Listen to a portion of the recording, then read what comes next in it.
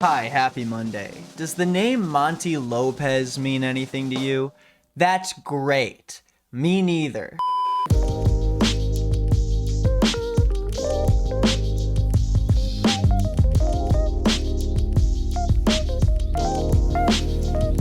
So Addison Rae's dad, Monty Lopez, has been gaining a ton of traction on TikTok in the past month following some drama in his life. I know, this is what my channel has become. I am a TikTok drama channel now. And at first I actually wanted this video to be about Monty Lopez going up against Mark D'Amelio and seeing which TikTok dad is worse, but the more I read about Monty, the more I realized I could fill an entire video with just him. But don't worry, we will circle back to Mark later.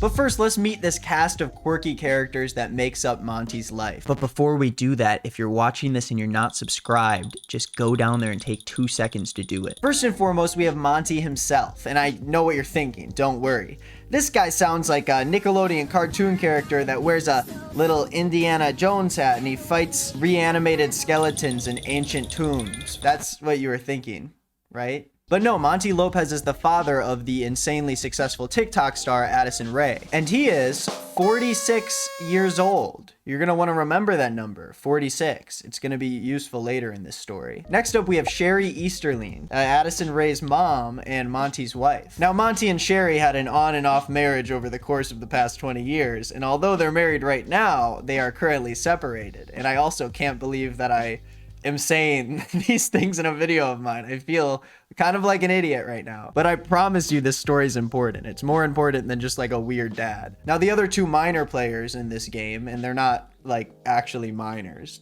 just so you know, that would make this story a lot worse. One of them is Renee Ash, who is a 25-year-old influencer, and the other one is Young Gravy, who is a rapper. Yeah, no, I don't get it either.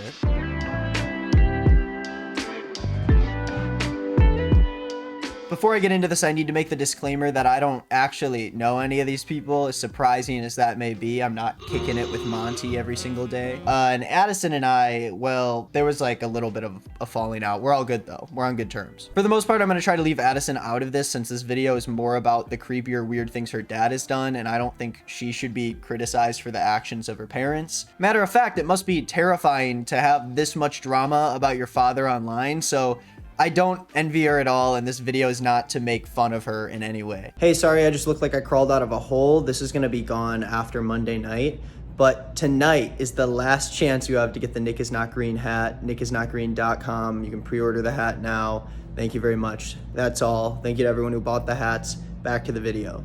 So basically, let's jump into the tea of it all, okay? In July of this year, Renee Ash, the 25-year-old influencer, came out and said that she and Monty had a 5-month-long relationship while Monty was still married to Sherry. Now, Renee said that Monty claimed he was in the process of getting divorced from Sherry, but his bio on Instagram still said that he was married to her. God, these are like grown-ass adults. I don't know why I'm talking about this. Now, this whole situation is obviously very weird to me. The cheating, the age gap that is old enough to buy a beer, but the worst part is they look the same. For 5 months, Monty dated someone who looked very similar and was like way closer in age to his very successful and famous daughter. Now, when this relationship ended, Renee put out a series of stories that included texts between her and Monty, where he talked about how much money they were going to make from his relationship with his daughter, which is absolutely disgusting, and I hate it. But we're gonna touch on that later in this video. Now, since Renee came forward about her relationship with Monty, a ton of other people have come forward sharing videos of Monty hitting on a 19-year-old at a club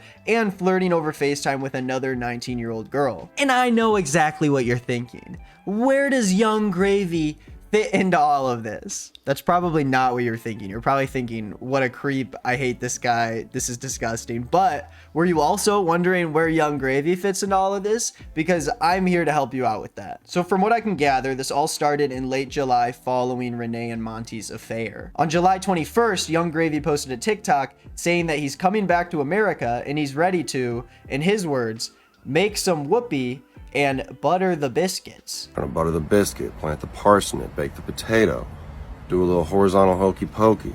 Now, I could probably talk about Young Gravy using the term make some whoopee for the rest of this video, but that's like not even the 9th craziest thing to happen in this whole entire situation. So a few days later, Addison's mom, Sherry, stitched Young Gravy's video and did this. Make some whoopee, you feel me?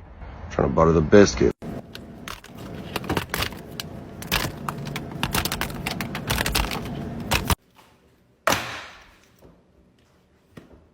Guys, this is horny on Maine. Like horny on Maine to the 11th degree. This is like what we're trying to avoid. Why are we enabling this behavior with a grown woman? Do you see how fast and how aggressively she grabbed those biscuits off the shelf? She is in a rush. She's horny. Then, just 2 days after that, Tana Monjo and Young Gravy made a TikTok together, and Sherry stitched that TikTok.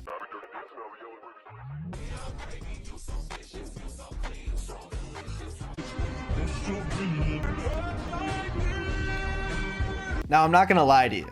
I do think that this is kind of funny, okay? Just because of how absurd it is for her to bake that many biscuits and then follow through like days later. So she either still had the biscuits that she cooked from days before, or she cooked a whole nother batch just to toss it in the trash can for the TikTok. Either way, it's funnier than what Monty's doing, and I'll give her props for just leaning into the bit, I guess. Now, I definitely find it a little icky that Sherry is capitalizing so hard on this Young Gravy crush, especially given their 16-year age gap.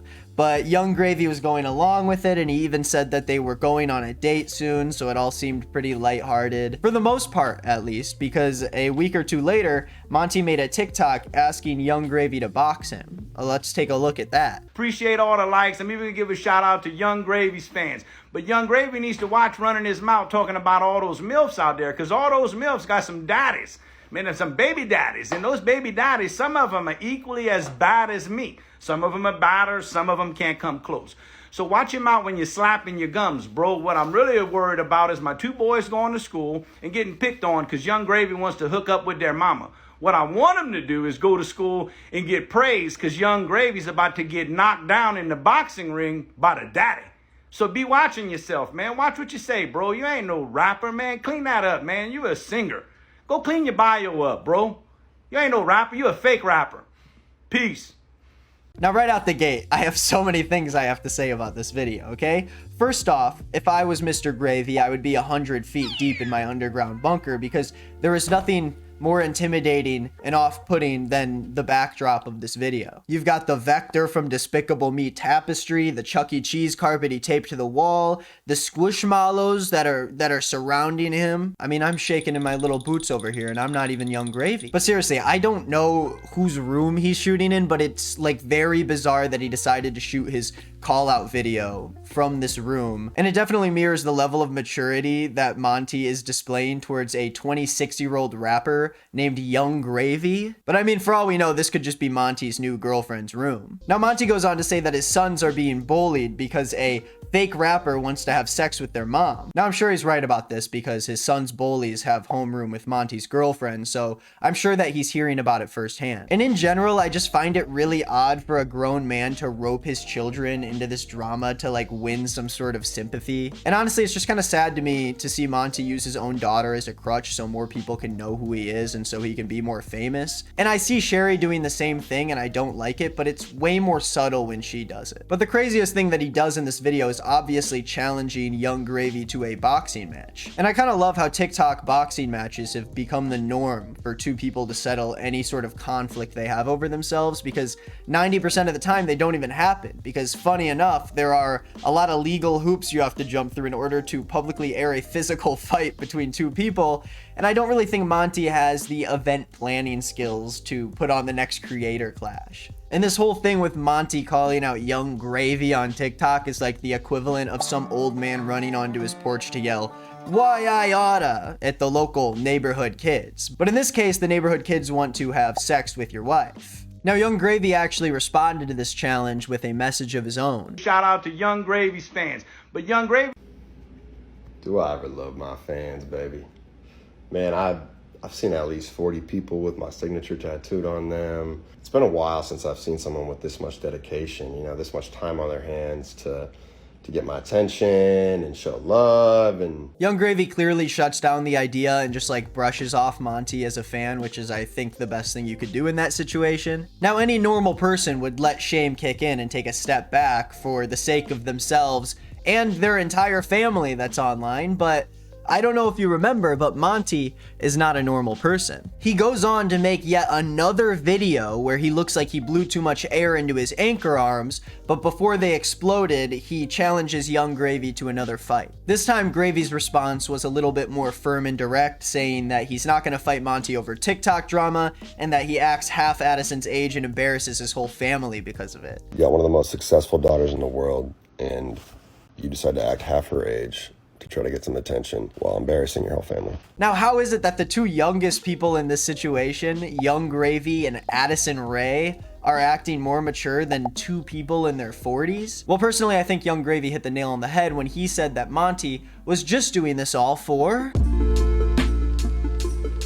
Now, this whole situation with Monty Lopez points to the larger issue of parents extorting their child's fame to their advantage, or it's just pointing to the fact that they have no interest in protecting their children from predators since they can be predatory themselves. Now, Sherry and Monty had Addison pretty young in their lives, so to me this just seems like this desperate attempt to cling to their youth, but in the process they've kind of just humiliated their daughter and the rest of their family in front of the entire world. Now, don't get me wrong, Monty is absolutely more in the wrong in this situation than Sherry. I mean, he cheated on her, he flirted and dated girls that were way too young for him, and he tried to fight a rapper over his almost ex-wife. He even texted his ex-girlfriend or whatever and said that they were going to make a shit ton of money off of the fact that Addison is his daughter, which is not only shitty and scummy, but it's also extremely sad. Now, to have your own parents talk about your fame and success behind your back in a way that feels entitled and exploitative is beyond wrong, and I can't imagine being in a position where your parents aren't really supporting your career,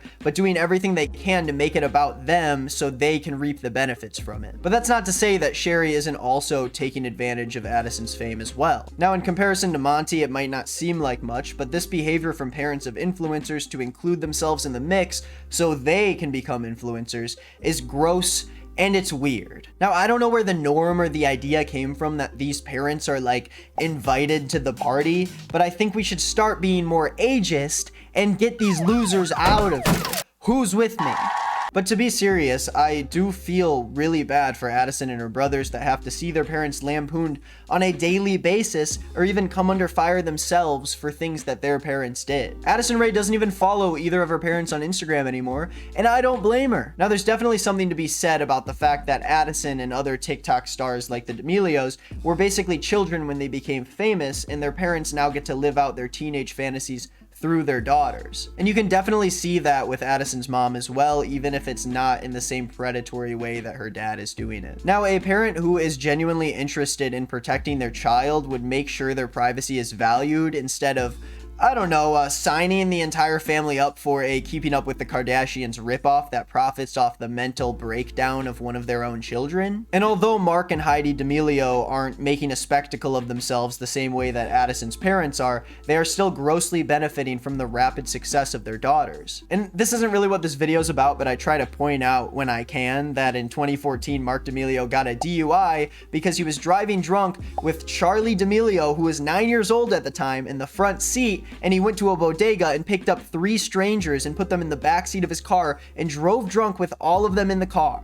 And he also thinks that he's not white because he's Italian, which is interesting. But let's get back to the exploitation of their children. I mean, Heidi and Charlie are about to compete against each other on Dancing with the Stars. Why is her mom on the show? I don't know. And it is clear to me that fame and greed has clouded these parents' better judgment, leading to even more undeserved public ridicule of their very young daughters. Recently, there's been a lot of conversation online about Jeanette McCurdy's new book, which opened up a lot of discourse around child stars, and it's really interesting seeing this whole Monty Lopez scenario play out through that lens. Now, Addison and Charlie and Dixie aren't kids anymore, but I do think that enforcing some sort of child labor laws when it comes to social media would prevent parents from extorting their children's status for fame. It's bizarre to me that the parents of kids like Ryan Toy Reviews are able to raise their child online and work him as many hours as they want, but when you go to network TV, they actually have laws in place that prevent that from happening. But it's very odd obvious that platforms like TikTok or YouTube don't make an effort to make sure that kids aren't being exploited online by their parents. So basically what I'm trying to say is that I'm challenging every social media app to a boxing match until they enforce some sort of child labor laws to help kids not be exploited by their parents online.